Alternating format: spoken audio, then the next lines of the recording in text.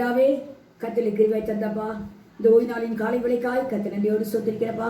மீண்டுமாய் கர்த்தர் 8வது மாதத்திலே இந்த 2வது ஓய்வு நாளை காணும்படியான சகத்திற்கு தந்திரே கர்த்தாவே நன்றியோடு ஸ்தோத்திரிக்கிறப்பா. ஸ்தோத்திரிக்கிறோம். பயங்கரமான இந்த வியாதி நாட்களிலே ஆண்டவரே, கடந்த வாரம் இந்த மக்கள் இந்த வார்த்தை இல்லை கர்த்தாவே. ஆனால் கர்த்தர் எங்களுக்கோ ஆண்டவரே கர்த்தர் கிருபையினாலே சுகத்தையும் பலத்தையும் ஜீவனையும் ஆரோக்கியத்தையும் கொடுத்தபடினால் இந்த நாளில் நாங்கள் கர்த்தரை துதிக்கிற கர்த்தாவே உமக்கு ஸ்தோத்திரம். ஏசாயா புத்தகத்தில் எழுதப்படுவது போல, நான் என்று செய்வது போல உயிருள்ளவன் மாத்திரமே மை துதிப்பான், உயிருள்ளவன் மாத்திரமே மை தியானிப்பான் என்று எழுதப்பட்ட வார்த்தைப்படி அப்பா கர்த்தருக்கு ஜீவனை கொடுத்தபடினால் நாங்கள் கர்த்தரை நாமத்தை மையப்படுத்தி கர்த்தரை கர்த்த உயர்த்தி ஆண்டவருடைய வசனங்களை தியானித்து நாமத்தை மையப்படுத்த போகிறோம். கர்த்தரை பிரசன்னம் எங்களோடு கூட இருக்கட்டும். ஸ்தோத்திரம்.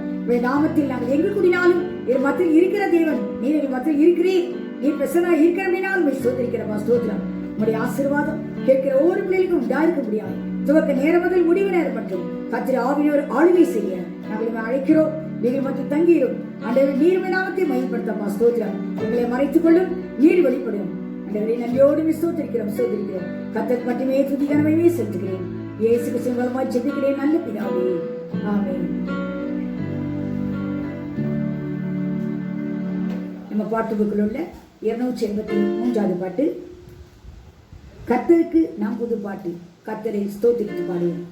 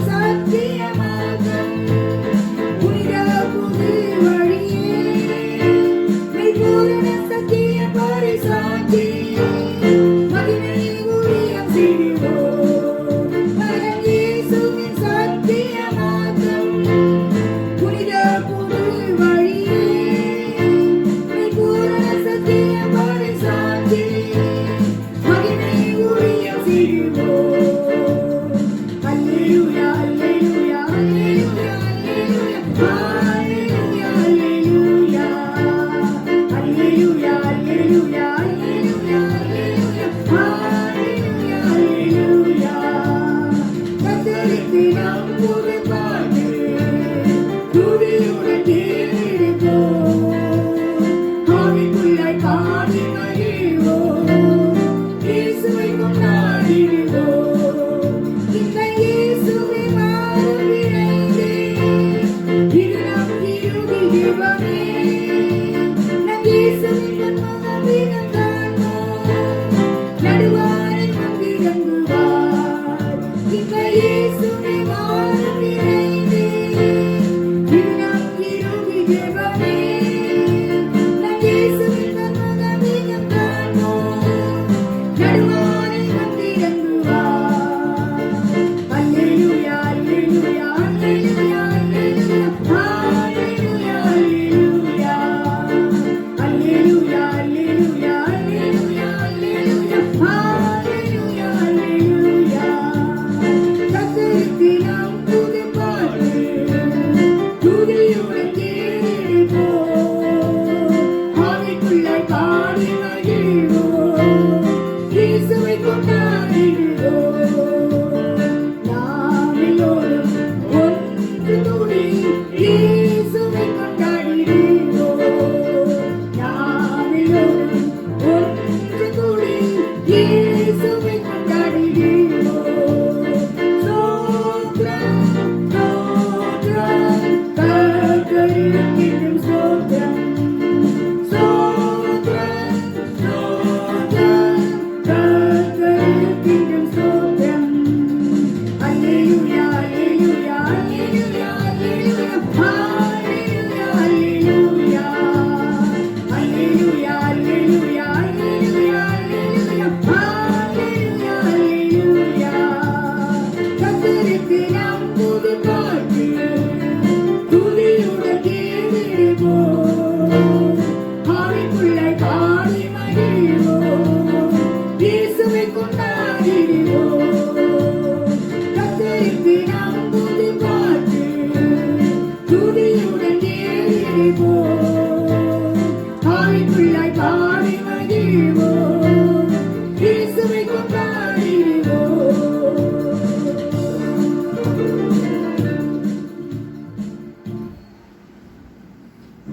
கர்த்தருடைய பிரசன்னத்துக்காக நாம் இந்த காலை வேளையிலே ஜெபிக்கலாம். கர்த்தர் மத்தியில் வந்து இறங்கி இந்த ஆராதனை நமக்கு ஆசீர்வாதத்தை கொடுக்க முடியாது. நாம் கர்த்தரை நோக்கி நாம் பார்ப்போம்.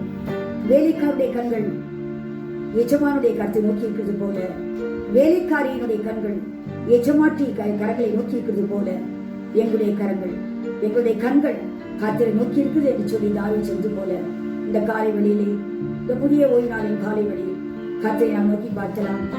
கர்த்தருடைய கிருபை நமக்கு தேவை.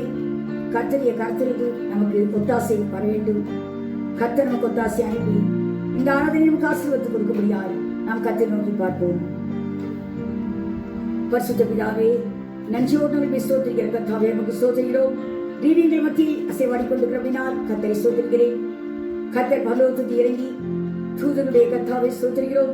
மகிமையின் மத்தியிலே ஆண்டவரே உலாவிக் கொண்டிருந்த கர்த்தர் அங்கிருந்து இறங்கி வந்து கர்த்தாவை எங்கள் மத்தியில் உலாவிக் கொண்டிருக்கிறபடினால் கர்த்தரை ஸ்தோத்திரிக்கிறப்பா. கர்த்தரை வார்த்தை சொன்னபடி 2 பேராது 3 பேராது என் நாமத்தில் இங்கே குடிக்கிறார்களோ அவள் மத்தியில் நான் இருக்கிறேன் என்று சொன்ன கர்த்தர் இந்த நாளில ஸ்தோத்திரம். இந்த காலை வழியிலே கர்த்தரை மத்தியில் உலாவிக் கொண்டிருக்கிறதால் ஸ்தோத்திரிக்கிறோம். நீ வந்து இறங்கி இருக்கிறபடினால் நாங்கள் ஸ்தோத்திரிக்கிற கர்த்தாவே, இயேசு உமக்கு ஆராதனை செய்ய நாங்கள் வந்திருக்கிறப்பா. ஸ்தோத்திரம். தாவீது சொன்னது போல ஆண்டவரே அவர்களை உண்டாக்கினபடியால் நாம் பணிந்து குனிந்து முழுகாடி படியிட கடவோம் வாருங்கள் என்று சொல்லிதானப்பா. ஸ்தோத்திரம். அந்த வார்த்தையின்படி உமக்கு முன்பாக எங்களை தாழ்த்தி ஆண்டவரே ஸ்தோத்திரம் ஸ்தோத்திரம் என்ற முழங்காலை முடக்கி கர்த்தர் நாமத்தை நோக்கி பார்க்கும்படியாய் கொடுத்த கிருபைக்காய் கர்த்தரை ஸ்தோத்திரிக்கிறோம். ஸ்தோத்திரிக்கிறோம். இந்த ஆராதனை கர்த்தரை கர்த்தரை கொடுக்கிறோம். இயேசுவே நீர் இந்த ஆராதனை ஆசீர்வாதத்தை கொடுக்கும்படியாய் ஜெபிக்கிறோம்ப்பா. ஆண்டவரே ஸ்தோத்திரம் ஸ்தோத்திரம். இந்த நாளிலும் கூட கர்த்தரிகளோடு பேசுகிற உடைய ஜீவ வார்த்தைக்காய் கர்த்தரை ஸ்தோத்திரிக்கிறேன். ஆவியினவர் சபைக்கு சொல்கிறதை காதுலவன் கேட்க கடவன் எழுதப்பட்ட வார்த்தையின்படி கர்த்தருடைய வார்த்தை கேட்கும்படியாய் எங்களுடைய செவிகளை நீர் விருத்த சேதனமுள்ள செவிகளாய் மாற்றும்படியாய் நாங்கள் ஜெபிக்கிறோம். ஸ்தோத்திரம். கேட்கிற காது, காண்கிற கண்களும் கர்த்தர் உண்டாக்கினவைகள் என்று வேதத்தில் எழுதப்பட்டிருக்கிறதப்பா. அந்த வார்த்தையின்படி கர்த்தரை வார்த்தை கேட்கக்கூடிய செவிகளும் கர்த்தரை நோக்கி பார்க்கக்கூடிய கண்களுமாய் ஒவ்வொரு கர்த்தாவை ஒருடைய கண்களையும் கர்த்தாவை செவிகளையும் மாற்றி கர்த்தர் மையப்படும்படியாய் ஆண்டவரே நீர்களுக்கு கர்த்தாவே இந்த நாளில் வைத்திருக்கிற ஆசீர்வாதத்தை ஒரு நாள் இருந்து போகாதபடி எல்லாரும் பெற்றுக் கொள்ள முடியாது. கர்த்தர் இந்த கர்த்தர்களை ஒப்புக் கொடுக்கிறோம். என்னுடைய பாடல்கள் சோதனைகள் என்னுடைய தியானங்கள் ஒன்று கத்திராமத்துக்கு மைமையாய் பிள்ளையாக காணப்பட்டு இதை கேட்டுக்கொண்டு ஒவ்வொரு பிள்ளைகளையும் கூட தேவன் ஆசீர்வதியும். கத்திரை நாம தொடர்ந்து மையப்பட்டு கத்திற்கு மட்டுமே துதிகரமையை செலுத்துகிறோம். நீருடைய வசனத்தை அனுப்பின காரியமாய் இந்த வாக்கியப்படி செய்கிறோம். உடைய நாமத்தை மையப்படுத்திக் கொள்ளும். இயேசு கிறிஸ்துவின் மூலம் ஜெபிக்கிறேன் ஜீவனுள்ள பிதாவே, ஆமென்.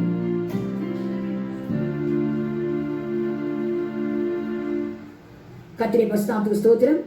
கர்த்தர் நம்மோடு கூட பேசுகிற வார்த்தைகளை நாம் தியானிக்கலாம். யாக்கோபின் புஸ்தகம் 4ஆம் அதிகாரம் 5ஆம் வசனத்தை நாம் தியானித்துக் கொண்டிருக்கிறோம். கடந்த 2ஆம் தேதி நாம் அதில் பாதி பகுதியை தியானித்தோம். மீதமுள்ள காரியங்களை நம்ம தியானிக்க முடியாது.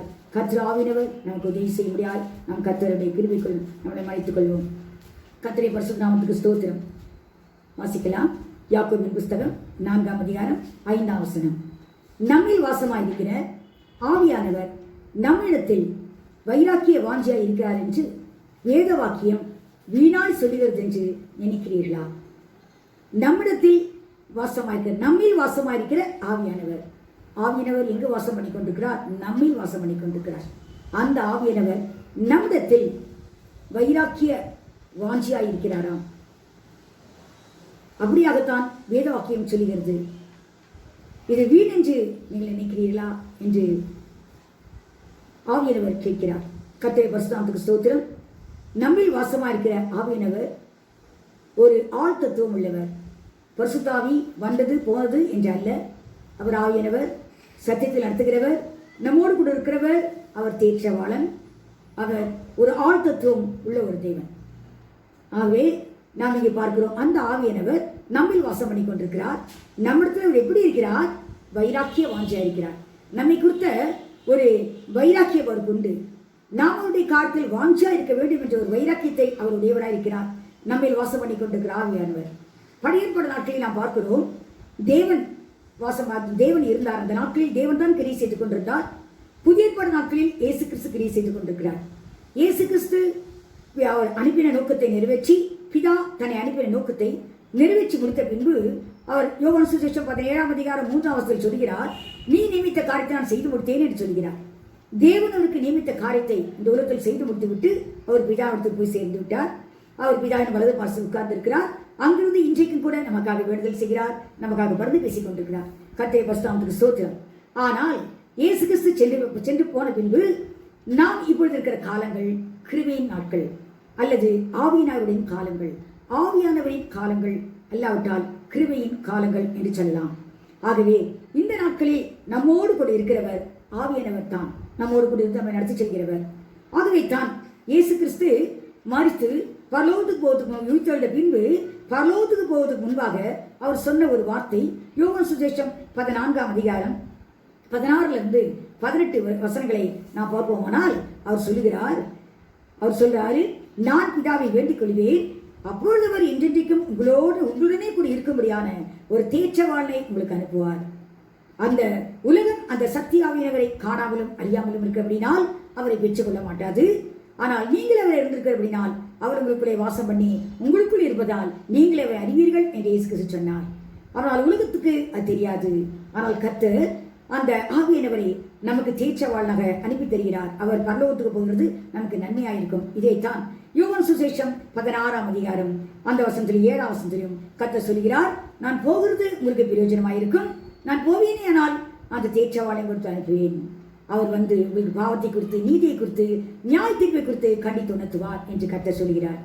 இந்த ஆவியானவர் ஆகவேத்தான் அவர் சொன்னார் அந்த 18ஆம் வசனத்தில், யோவான் சுவிசேஷம் 14ஆம் அதிகாரம் 18ஆம் வசனம் சொல்கிறார், நான் உங்களை திக்கற்றலாக விடேன்.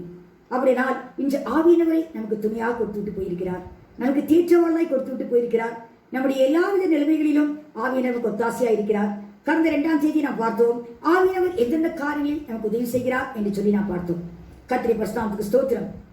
நம்முடைய வாழ்க்கை துணைவதிலிருந்து முடிவுவரையிலும் ஆவியானவருடைய ஆலயக்குள் நாம் இருப்போனால் நமக்கு மிகவும் ஆசீர்வாதமாக இருக்கும். ஆனால் தான் அதே போல் தேவன் செய்த கிரியைகளையும் கூட நாம் கடந்த 2ஆம் தேதி நாம் தியானித்தோம். கர்த்தருடைய பரிசுத்த நாமத்துக்கு ஸ்தோத்திரம். அப்படியானால் தேவன் பழைய ஏற்பாடு நாட்களில் வைராக்கியமாய் என்னென்ன காரியங்கள் செய்தார். ஏனென்றால் ஆவியானவர் வைராக்கியம் உள்ளவர். இன்று தேவன் அந்த ஆவியானவரைத்தான், அவருக்குள் இருந்த ஆவியானவரைத்தான் இயேசு கிறிஸ்துக்குள் அனுப்பியிருக்கிறார். அந்த இயேசு கிறிஸ்துக்குள் இருக்கிற ஆவியை தான் நாமும் பெற்றிருக்கிறோம். வாசிக்கலாம். கலாத்தியருக்கு எழுதிய நிருபம் 4ஆம் அதிகாரம் 6ஆம் வசனம். மேலும் நீங்கள் புத்திரராய் இருக்கிறபடியினால் அப்பா பிதாவே என்று கூப்பிடத்தக்கதாக தேவன் தமது குமாரனுடைய ஆவியை உங்கள் இருதயங்களில் அனுப்பினார். அப்படினால் தேவன் அவருடைய ஆவி அப்பா பிதாவே என்று குமாரன் கூப்பிட வேண்டும். அப்படினால் தேவனுடைய ஆவியை குமாரனுக்குள் அனுப்பியிருக்கிறார். அந்த குமாரனுக்குள் இருக்கிற ஆவியை தான் நமக்குள்ளும் அனுப்பியிருக்கிறார். வாசிக்கலாம். ரோமருக்கு எழுதிய நிருபம் 8ஆம் அதிகாரம் 14 16 வரை. மேலும் எவர்கள் தேவனுடைய ஆவியினாலே நடத்தப்படுகிறார்களோ அவர்கள் தேவனுடைய புத்திரராய் இருக்கிறார்கள். அப்ப நம்ம இங்க வாசிக்கிறோம், தேவனுடைய ஆவியினால் நடத்தப்படுகிறார்களோ. அப்படினால் தேவனுடைய ஆவியை தான் தந்திருக்கிறார் குமாரனுக்குள். அந்த அவர் தான், அதனால் தான் அவர் அப்பா பிதாவே என்று கூப்பிடுகிறது போல நாமும் தேவனை அப்பா பிதாவே என்று கூப்பிடுகிறோம். ஆனாலும் கூட அந்த பிதா அந்த குமாரனுடைய ஆவியை தான் நமக்குள்ளும் இருக்கிறார் என்று பார்க்கிறோம். வாசிக்கலாம். அந்தபடி திரும்பவும் பயப்படுகிறதற்கு நீங்கள் அடிமைத்தனத்தின் ஆவியை பெறாமல் அப்பா பிதாவே என்று கூப்பிட பண்ணுகிற புத்திர சுவிகாரத்தின் ஆவியை பெற்றீர்கள். பாருங்க, அப்படியானால் நாம் அந்த ஆவியை நாம் பெற்றிருக்கிறோம். ஆகவே தேவன் பழைய ஏற்பாடு நாட்களில் அவருடைய காரியங்களில் வைராக்கியமாய் இருந்தார் என்று பார்த்தோம். 2ஆம் தேதி பார்த்தோம் அவர் எந்த காரியங்களில் வைராக்கியமாய் இருந்தார் என்று சொல்லி. அதே வைராக்கியம் இயேசு கிறிஸ்துக்குள்ளும் இருந்தது. அவர் லோகத்தில் இருந்த காலத்தில் அவர் வைராக்கியமாய் இருந்தார் தேவனுடைய காரியங்களில். இன்று நமக்கும் அதே ஆவியை கொடுத்திருக்க அப்படினால் நாமும் வைராக்கியமுள்ளதாக இருக்க வேண்டும் என்பது தேவனுடைய வாஞ்சை. நமக்கும் அதே ஆவியினோடு நமக்குள் வாசம் பண்ணி கொண்டிருக்க அப்படினால் நாமும் கத்தருக்காக வைராக்கியமாக இருக்க வேண்டும் என்பது தேவனுடைய வாஞ்சை. அதைத்தான் இங்கு ஆவியானவர் எழுதி வைத்திருக்கிறார். நம்மில் வாசமா இருக்கிற ஆவியானவர் எப்படிப்பட்டவர்? வைராக்கிய வாஞ்சை இருக்கிறார். ஆகவே வேதம் வீணாய் சொல்லவில்லை, இது உண்மையான ஒரு வார்த்தை. பழைய ஏற்பாடு நாட்களில் பார்த்தோம், தேவன் அநேக காரியங்கள் வைராக்கியமாக இருந்தார் என்று பார்த்தோம். முதலாவது, இந்த ஆதாமை உண்டாகுவதற்கு முன்பாக அவர் தூதர் உலகத்தை உண்டாக்கினார். எதற்காக தூதர் உலகத்தை உண்டாக்கினார்? அவரை துதிக்க, அவருக்கு மகிமை செலுத்த. ஆனால் அந்த தூதன் கர்த்தருக்கு விரோதமாக எழுப்பின போது இந்த ஏசாயாவின் புஸ்தகம் 12ஆம் அதிகாரத்தில் நாம் வாசித்தோம். 14ஆம் வசனத்திலிருந்து அதை வாசித்தோம். அந்த நாளில் 14ஆம் அதிகாரம் 12ஆம் வசனத்திலிருந்து வாசித்தோம். அதை 4 வசனங்களை வாசித்தோம். அதில் கர்த்தர் அவன் சாத்தான், அதாவது லூசிபர் சொல்கிறான், நாங்கள் தூதன் சொல்கிறான், நான் அவருக்கு இடத்தில் நான் போக வேண்டும், அவர் வாசம் பண்ணி கொண்டிருக்கிற இடத்துல நான் போய் என்னை எல்லாரும் ஆராதிக்க வேண்டும் என்பதுதான் அவருடைய நோக்கம். உடனே அது மனதில் இருக்கும் போதே கர்த்தர் அவனை கீழே தள்ளிவிட்டார் என்று பார்க்கிறோம். அவனை தள்ளின அந்த ஃபோர்ஸ் தான் ஆழம். ஆதியா 1ஆம் அதிகாரத்தில் நாம் பார்த்தோம், ஆழத்தின் மேல் ஜலம் இருந்தது, அஜலத்தின் மேல் ஆவியானவர் அசைவாடி கொண்டிருக்கிறார் என்று சொல்லி ஆதியா 1ஆம் அதிகாரம் 2ஆம் வசனத்தில் வாசித்தோம். கடந்த நாட்களில் இதை நாம் பார்த்தோம். ஆகவே முதலாவது கர்த்தர் செய்தது சாத்தான் மேல் ஒரு வைராக்கியத்தை வைத்து அவனை தள்ளி கீழே தள்ளி ஆவியானவர் அந்த ஜலத்தின் மேல் அசைவாடி கொண்டிருக்கிறார். இரண்டாவதாக ஆதியாகமம் 6ஆம் அதிகாரம் 3ஆம் வசனத்திலிருந்து 6ஆம் வசனங்களை பார்க்கும்போது அங்கு நாம் நோவாவை நாட்களை குறித்து நாம் வாசிக்கிறோம். அங்கு கர்த்தர் மனுஷனை உண்டாக்கினார். மனுஷர்கள் விருத்தடைந்தார்கள். ஆனால் அவர்கள் ஒரு பாவம் செய்தார்கள். என்ன பாவம் செய்தார்கள்? திருமண பாவம் அல்ல, ஆனால் தேவபுத்திரர் மனுஷகுமார்த்திகளை விவாகம் பண்ணும்படியாய் சௌந்தரியமுடையவர்கள் என்று கண்டு அவர்களை பெண் கொண்டார்களாம். இந்த தேவபுத்திரர் எங்கிருந்து வந்தார்கள் என்று நாம் கடந்த நாளில் பார்த்தோம். அதுக்கு முந்தின அதிகாரம் 5ஆம் அதிகாரத்தில் ஏனோக்கு என்ற தேவ மனுஷன் தேவனோடு 300 வருஷங்கள் சஞ்சரித்து குமாரனையும் குமார்த்தியும் பெற்றான் என்று எழுதப்பட்டிருக்கிறது வேதத்தே. அந்த குமார்த்திகள் தான் இந்த தேவபுத்திரர். இந்த தேவபுத்திரர்களை மனுஷகுமார்த்திகள் விவாகம் பண்ணும்போது ஒரு கலப்பான ஒரு சந்ததி வரும். ஏனென்றால் தேவன் மனுஷனை உண்டாக்கினது எதற்காக தெரியுமா? மல்கியா 2:15 எழுதப்பட்டிருக்கிறது, கர்த்தர் ஒருவனையளவா உண்டாக்கினார். அது எதற்காக? தேவபக்தியுள்ள சந்ததியை பெரும்படிக்கு தானே. அப்போ கர்த்தருக்கு ஒரு விருப்பம், தேவபக்தியுள்ள சந்ததி அவருக்கு அவசியம். அதுக்காகத்தான் கர்த்தரை பிள்ளைகளை கர்த்தர் ஆணும் பெண்ணுமாக கர்த்தர் உண்டாக்கினார் என்று பார்க்கிறோம். ஆனால் மனுஷனை உண்டாக்கும் போது ஆணும் பெண்ணுமாய் உண்டாக்கினது காரணம் தேவபக்தியுள்ள சந்ததி தேவை என்று சொல்லித்தான். ஆதாமுக்கு பெண் தேடும் போது கூட அவனுடைய சரீரத்திலிருந்தே கர்த்தர் ஒரு எலும்பை எடுத்து அதை பெண்ணாக உருவாக்கி அதை அவனிடத்தில் கொண்டு கொடுத்தார். அவன் என்னுடைய எலும்பு என் மாம்சம் என்று சொன்னான். அப்படிப்பட்ட ஒரே மாம்சம் ஒரே எலும்புமா இருந்தபடினால் அவர்கள் தேவபக்தியுள்ள சந்ததியாக இருப்பார்கள் என்று கர்த்தர் அவர் வாஞ்சித்தார். ஆனால் இவர்கள் தேவகுமார்கள் மனுஷகுமார்த்திகளை விவாகம் பண்ணும்போது அவர்களுக்குள் பெண் கொள்ளும் போது அங்கு வித்தியாசமான ஒரு சந்ததி எழும்பும் என்பதை தேவன் அறிந்து அவருக்கு மிகவும் வருத்தம் உண்டாயிற்று. அவருடைய தீர்மானம் அவமாய் போனதனால் அவர் அதுக்கு துக்கப்பட்டு அவர் சொல்வார், என் ஆவி மனுஷனுடைய போராடுவதில்லை, அவன் இருக்க போகிறது 120 வருஷம் தானே. ஆகவே அவனை நான் அழிக்க உண்டாக்கினது எனக்கு விசாரமாய் இருக்கிறது, என் இதயத்துக்கு மனஸ்தாபமாய் இருக்கிறது, ஆகவே நான் அழிக்கப் போகிறேன் என்று சொல்லி நமக்கு தெரியும். 40 நாட்கள் இரவும் பகலும் மழையை கர்த்தர் வர்ஷிக்க செய்து எல்லாரையும் அழித்து போட்டார் என்று பார்க்கிறோம். ஆனால் நோவா மாத்திரம் தேவனுடைய கிருபையை பெற்றுக்கொண்டவன். அது 6ஆம் அதிகாரம் 9ஆம் வசனத்தில் எழுதப்பட்டிருக்கிறது. நோவாவுக்கோ கர்த்தரை கண்ணில் கிருபை கிடைத்தது என்று பார்க்கிறோம். ஏனென்றால் அவன் கர்த்தரோடு வாசம் பண்ணி கொண்டிருந்தான், கர்த்தரோடு சஞ்சரித்துக் கொண்டிருக்கிறான். ஆகவே தான் அவனுடைய பிள்ளைகள், அவனுடைய குடும்பத்தை மாத்திரம் கர்த்தர் அந்த பேழையில் காப்பாற்றி மற்றவர்கள் எல்லாரையும் அழுத்து போட்டார்.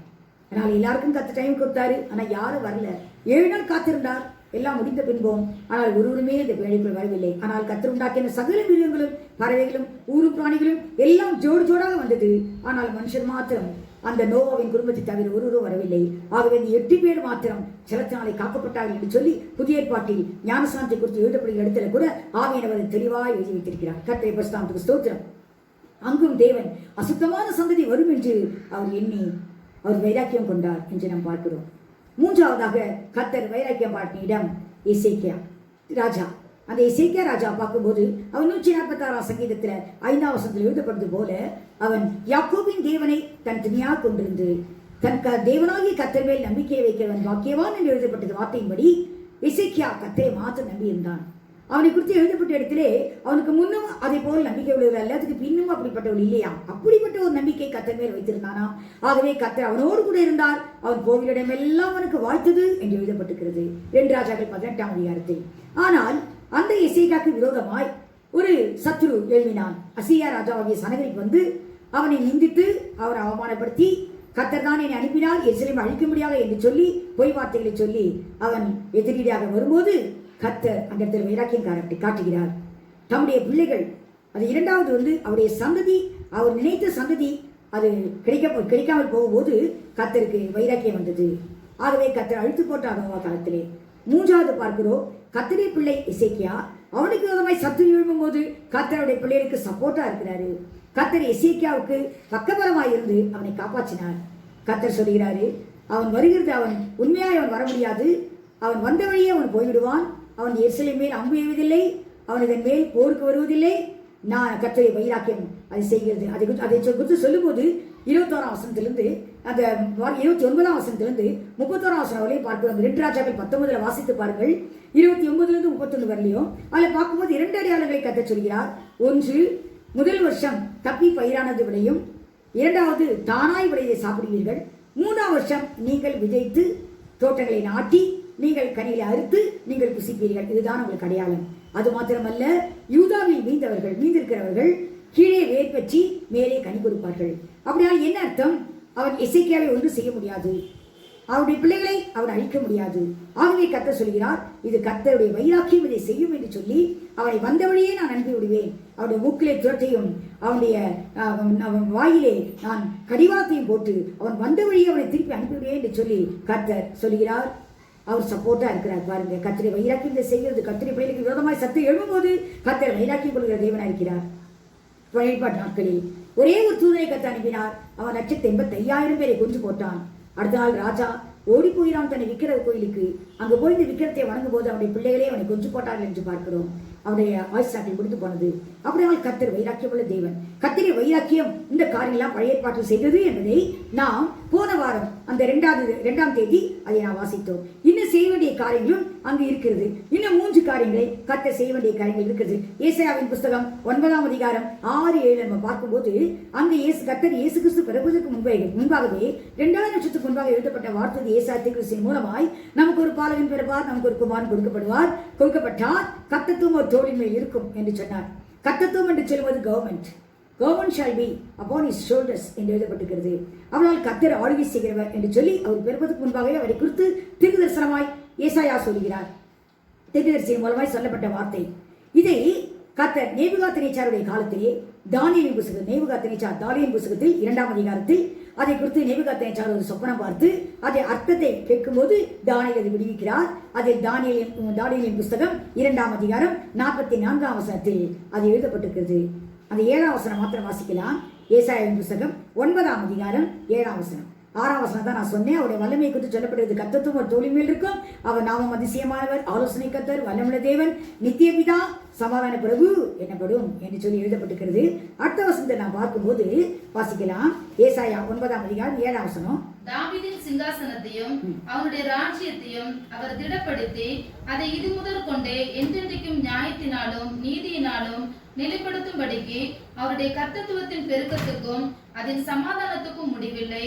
சேனைகளின் கர்த்தருடைய வைராக்கியம் இதை செய்யும். அப்படியால் கர்த்தருடைய வைராக்கியம் செய்யக்கூடிய அடுத்த காரியம் இதுதான், மூன்றாவது காரியம். கர்த்தருடைய பிள்ளைகளுக்கு விரோதமாய் சத்துரு எழுத முடியாது. இதை பார்க்கிறோம். ஏசாயா எழுதின தீர்க்கதரிசன புத்தகத்தில் இயேசு கிறிஸ்துவை குறித்து எழுதப்பட்டிருக்கிறது. அவர் தான் அரசாள போகிறார்.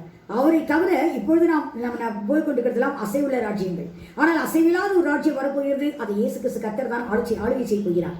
அதைத்தான் அங்கு எழுதப்பட்டிருக்கிறது. ஒரு அசையாத ஒரு ராஜ்யம், அதை நிலைப்படுத்துவார் தேவன் என்று சொல்லி. இதைத்தான் தானியேலின் புத்தகம் 2ஆம் அதிகாரம் 44ஆம் வசனத்தில் அந்த நேபுகாத்நேச்சார் அவர் சொப்பனம் பார்த்தானே, அதில் எல்லா ராட்சியங்களும் முடிந்த பின்பு கையால் வைக்கப்படாத ஒரு பெரிய கல் வந்து எல்லாவற்றையும் நொறுக்கி போட்டு தான் பெரிய ராட்சியமாகி நிற்கும் என்று சொல்கிறார். இதுதான் கர்த்தருடைய அசைவில்லாத ராட்சியம். இதை குறித்தான் நம்ம எபிரேய புத்தகத்தில் கூட வாசிக்கிறோம். அசைவில்லாத ராஜ்யத்தை பெருளாகி நாம் என்று.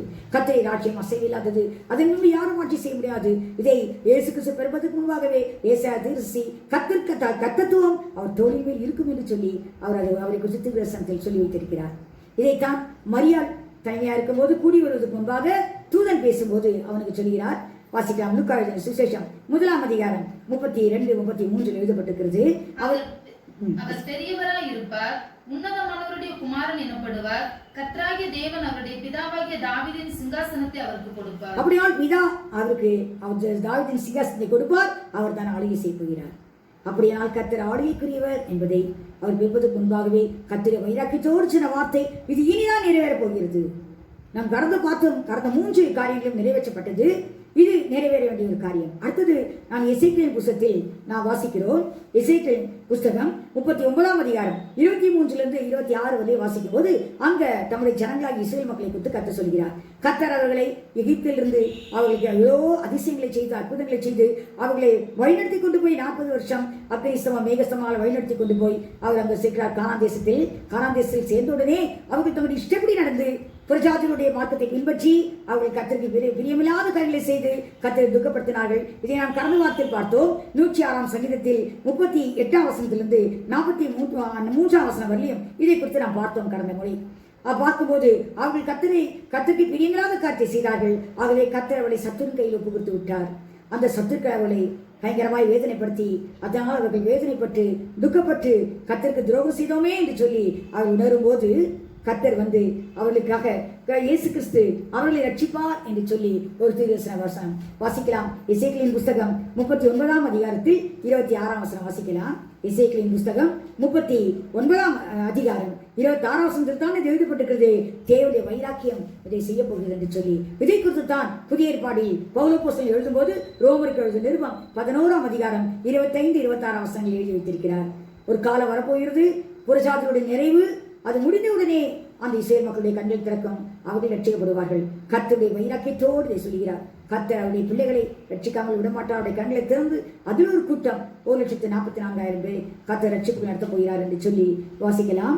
எசேக்கியேல் புத்தகம் 39 தான் இது எழுதப்பட்டிருக்கிறது. 26ஆம் வசனத்தில் இதை நாம் பார்க்கிறோம். கர்த்தருடைய வைராக்கியம் இதை செய்கிறது என்று சொல்லி அவர்கள் தங்கள் அவமானத்தையும் பயப்படுத்துவார் இல்லாமல் தாங்கள் சுயமாய் தங்கள் தேசத்தில் குடியிருக்கும் போதே எனக்கு விரோதமாய் தாங்கள் செய்த எல்லா துரோகத்தையும் சுமந்து தீர்த்த பின்பு நான் யாக்கோபின் சிறையிருப்பை திருப்பி இஸ்ரவேல் வம்சம் அனைத்துக்கும் இறங்கி என் பரிசுத்த நாமத்துக்காக வைராக்கியமாய் இருப்பேன். பாருங்க, கர்த்தர் என் பரிசுத்த நாமத்துக்காக வைராக்கியமாய் இருப்பேன். இது நீ நடக்க போகிற காரியம். கர்த்தரை வைராக்கியத்தோடு செய்ய போகிறார் கர்த்தர். அடுத்தது நம்ம கடைசியாக பார்த்தோம் யோவேல் புத்தகத்தில் ஒரு காரியம். அந்த தேசம் என்று எழுதப்பட்டது. இப்போது நாம் சபையை சொல்கிறோம். அந்த இஸ்ரவேல் தேசத்தில் பலியிடக்கூட பொருட்கள் இல்லையா? எல்லாம் ஒரே விரக்தி, வெறுமை, திராட்சரசம் இல்லை, தானியம் இல்லை, எண்ணெய் இல்லை, பலி செலுத்தக்கூடிய எந்த பொருட்களுமே இல்லை. முதல் அதிகாரத்தில் வாசிக்கிறோம். ஆகவே 2ஆம் அதிகாரத்தில் கர்த்தர் சொல்கிறார், எக்காலம் ஊதுங்கள், பரிசுத்த உபவாசங்களை நியமியுங்கள், உங்கள் வஸ்திரங்களை அல்ல உங்கள் இதயத்தை கிழித்து கர்த்தர் சமூகத்தில் திரும்புங்கள். எல்லாரும் பாலுங்கிற குழந்தைகள், வாலிபர்கள், அது மாத்திர மணவாளன் கூட, மணவாட்டி கூட, அவர்கள் கூட எல்லாருமே வந்து கர்த்தருடைய சமூகத்தை தேட வேண்டிய முதியோர்கள் எல்லாரும், அது மாத்திரமல்ல ஆசாரியர்கள் கூட பலிபீடத்துக்கும் அந்த மண்டபத்துக்கும் இடையே எல்லாரும் அழுது கர்த்தரை தேடும்போது கர்த்தர் அந்த தேசத்தை கடாட்சிப்பார். கர்த்தரை வைராக்கியம் இதை செய்ய போகிறது என்று சொல்லி கர்த்தர் யோவேல் தீர்க்கதரிசியின் புத்தகம் 2ஆம் அதிகாரத்தில் 19ஆம் வசனத்தில் சொல்கிறார். அப்படியானால் கர்த்தர் அவருடைய வைராக்கியத்திற்கு அரிதாக நடக்கப் போகிறது. அப்படியானால் நாம் பார்க்கிறோம், இந்த கர்த்தருடைய வைராக்கியம் தான் இந்த காரியங்களை செய்யும். அப்போ தேவன் அந்த வைராக்கியமுள்ள தேவனா இருக்கிறார். பழைய ஏற்பாடு நாட்களிலே. அதை குறித்து தான் நாம் இப்பொழுது புதிய ஏற்பாடு காலத்தில் இயேசு கிறிஸ்து எப்படி வைரக்கமாய் இருந்தார் என்று பார்க்கிறோம். என்றால் அந்த தேவனுக்குள் இருந்த அதே ஆவிதான் இயேசு கிறிஸ்துக்குள் இருந்தது. நமக்கு கர்த்தர் சொன்ன வார்த்தை நம்மில் வாசமாயிருக்கிற ஆவியானவர். அவரால் தேவனுக்கு இருந்த அதே ஆவியைத்தான் இயேசு கிறிஸ்துக்குள் கொடுத்தார். அந்த இயேசு கிறிஸ்துக்குள் இருந்த குமாரனுடைய ஆவித்தான் நமக்குள் இருக்கிறது. ஆகவே நாம் கூட இன்னைக்கு அப்பா பிதாவே என்று அவரை நோக்கி கூப்பிட முடியும். அழகா சொன்னார் ரோமர்கள் எழுதின நிருபத்தில், அடிமைத்தனத்தின் ஆவியை பெறாமல் அப்பா பிதாவே என்று கூப்பிடப்படுகிற புத்திர சுவாசத்தின் ஆவியை பெற்றிருக்கிறீர்கள். அப்படினால் நீங்கள் பயப்பட வேண்டிய அவசியம் இல்லை என்று சொல்லி, ஆகவே நாம் இயேசு கிறிஸ்துவை குறித்து நாம் புதிய ஏற்பாட்டில் பார்க்க போகிறோம். அப்படினால் அந்த யோவேல் புத்தகத்தில் பார்க்கிறோம், ஆக நாம் அழ வேண்டுமாம் கர்த்தருடைய சமூகத்தை நம்ம இழுத்து கிழித்து அழ வேண்டுமாம். ஆண்டவரே, இந்த நாட்களிலே கர்த்தர் எங்களுக்கு இந்த கர்த்தருக்கு பரிசுத்தக்கூடிய கிருபையை தர வேண்டும் என்று சொல்லி, ஏனென்றால் புறஜாதிகள் உங்கள் தேவன் எங்கே என்று சொல்லி எங்களை நிந்தித்து பேசக்கூடாது, கர்த்தர் தான் இறங்க வேண்டும் என்று சொல்லி நீங்கள் கர்த்தத்தில் ஜெபிக்கும் போது கர்த்தர் கராட்சிப்பார் என்று சொல்லி, இப்போது இருக்கிற அந்த கொரோனா பீரியட்ல கூட நாம் கர்த்தரை ஆராதிக்க முடியாதபடி எவ்வளவு தடைகள். இந்த ஆராதிக்க மாத்திரம் தான் தடையா இருக்கிறது. நாம் கூடுகிறது அது ஏற்றுக்கொள்ளப்பட யாருமே ஏற்றுக்கொள்றதில்லை. இப்படிப்பட்ட ஒரு நிலைமையில நாம் கர்த்தர் நோக்கி செபிக்கத்தான் இந்த நாட்களை கர்த்தர் தந்திருக்கிறார். தனிப்பட்ட விதத்திலே நாம் வீட்டிலிருந்து கர்த்தர் நோக்கி கர்த்தரிப்பையிலாகி நாம் இறைத்தை கிழித்து கர்த்தர் சமத்தை நோக்கி பார்த்து செபிப்போமானால் கர்த்தர் நிச்சயமா இதற்கு கூட ஒரு விடுதலை கொடுப்பார். கர்த்தரை பரிசுத்தத்துக்கு ஸ்தோத்திரம். இப்போது நாம் பார்க்க போகிறோம் இயேசு கிறிஸ்து எப்படிப்பட்ட வைராக்கியம் உள்ள தேவனாய் இருந்தார் என்று பார்க்கிறோம். அடுத்தது இயேசு கிறிஸ்துவை குறித்த காலம் வரும்போது தேவன் இந்த உலகத்துக்கு அனுப்பினார். இரட்சகராகவும் மீட்பராகவும் இந்த உலகத்துக்கு அனுப்புகிறார். இயேசு கிறிஸ்து அப்போஸ்தலர் 10:38 எழுதப்பட்டது போல தேவன் அவரோடு கூட இருந்தபடினால் தேவன் அவரை பரிசுத்த ஆவியினாலும் வல்லமையினாலும் அபிஷேகித்தார். தேவன் அவரோடு கூட இருந்தபடினால் அவர் நன்மை செய்கிறவராயும் பிசாசின் வல்லமையில் அகப்பட்ட யாவரையும் குணமாக்குறாயும் சுற்றித்திருந்தார் என்று எழுதப்பட்டிருக்கிறது. அப்படி தேவன் இயேசு கிறிஸ்து அவருடைய ஊழியத்தின் உலகத்தில் 33 வருஷம் செய்து முடித்தார். செய்து முடித்து அவர் பரலோகத்துக்கு சென்று விட்டார். ஆனால் அவர் காட்டின வைராக்கியம் என்ன என்றால், உன்னத பாட்டு 8ஆம் அதிகாரம் 6ஆம் வசனத்தில் 7ஆம் வசனத்தில் எழுதப்பட்டிருக்கிறது. வாசிக்கலாம். நீர் என்னை உமது இருதயத்தின் மேல் முத்திரையை போலவும் உமது புயத்தின் மேல் முத்திரையை போலவும் வைத்துக் கொள்ளும். நேசம் மரணத்தை போல் வலிது. பாருங்க, நேசம் என்று சொல்லுகிறது. நேசம் என்றால் அது அன்புக்குரிய ஒரு வார்த்தை. அந்த நேசம் மரணத்தை விட வலிதான், மரணத்தை போல் வலிதான். ஒரு மரணம் எப்படி வலிமையானது, அதுக்கு பிறகு ஒன்றுமே இல்லை. ஆகவே அந்த மரணத்தை போல் வலியது. நேச வைராக்கியம் பாதாளத்தை போல் கொடிதாய் இருக்கிறது. பாருங்க, நேச வைராக்கியம் பாதாளத்தை போல் கொடிதாய் இருக்கிறது. அதன் தழல் அக்கினி தழலும் அதன் ஜுவாலை கடும் ஜுவாலையுமாய் இருக்கிறது. பாருங்க, அந்த நேச வைராக்கியம் பாதாளத்தை விட அது எப்படிப்பட்டது பாருங்க, ஆழமானது. அப்படியானால் இன்னைக்கு இயேசு கிறிஸ்து நம்மேல் வைத்த நேசம், நம்மேல் வைத்த அன்பு, அந்த வைராக்கியத்தின் மூலம்தான் அவர் இன்னைக்கு தன்னுடைய சரீரத்தையே பலியாக கொடுத்தார். அது மரணத்தை விட வலிமையுள்ளது, மரணத்தை போல் வலிமையுள்ளது என்று பார்க்கிறோம். நேசம், அவளால் அவருடைய நேசத்தினால்தான் மரணத்தை ஏற்றுக்கொண்டார் நமக்காக. அழகா சொல்கிறார் ரோமர்கள் எழுதின நிருபம் 8ஆம் அதிகாரத்தில், அவன் நல்லவனுக்காக ஒருவேளை ஒருவன் மரிக்கலாம், ஆனால் நான் பாவிகளாக இருக்கையில் கர்த்தர் நமக்காக மரித்தாரே. அவரால் எப்படிப்பட்ட ஒரு அன்பு, அதான் நேச வைராக்கியம். அவருடைய சரீரத்தையே நமக்காக பலியாக்கி, அவரையே நமக்காக பலியாக்கி நம்மை மீட்டு கொண்டார். மணவாளனாகிய அவர் ஒரு மணவாட்டி அவசியமாக இருந்தது. அந்த மணவாட்டி தான் சபைத்தான் அவர் எதிர்பார்க்கிற மணவாட்டி. அதற்காக சபைக்காக, நமக்காக, நாம் தான் சபை, நமக்காக ரட்சிக்கப்பட்ட பிள்ளைகள் சேர்ந்து தான் சபை. இதற்காக அவர் தன்னுடைய சரீரத்தையே பலியாக ஒப்பு கொடுத்தார். இதை குறித்து நாம் அந்த வைராக்கியத்தோடு ஒப்பு கொடுக்கிறார் தன்னுடைய சரீரத்தை. மரணம் வந்தாலும் சரி அதையே ஏற்றுக்கொள்ள தயார் என்று தேவன் சொன்னார். பலியை காணிக்க நான் விரும்பலை என்று. உடனே ஒரு பலியையும் காணிக்க விரும்பலை, எனக்கு ஒரு சரீரத்தை ஆயுதப்படுத்தித்தாரும், நான் போய் மறுக்கிறேன் என்று சொல்லி இயேசு கிறிஸ்து ஒரு சரீரத்தை தேவன் மூலமாக பெற்றுக்கொண்டு அந்த சரீரத்தையே பலியாக்கி நமக்காக, நம்முடைய பாவம் போக நமக்காக பலியாக்கப்பட்டார் என்று பார்க்கிறோம். இதை குறித்து எபேசியர் எழுதின நிருபம் 5ஆம் அதிகாரம் 25ஆம் வசனத்திலிருந்து 27ஆம் வசனத்தில் வரையும் நம்ம வாசிக்கும் போது எழுதப்பட்டிருக்கிறது. இது கர்த்தரை குறித்தும் சபை குறித்தும் சொல்லப்பட்டிருக்கிறது, கிறிஸ்துவை குறித்தும் சபையை பற்றியும் சொல்லப்பட்டிருக்கிறது. அதில் புருஷன் மனைவிக்குரிய ஒரு காரியத்தை குறித்து தான் அவங்க எழுதி வைக்கப்பட்டிருக்கிறது.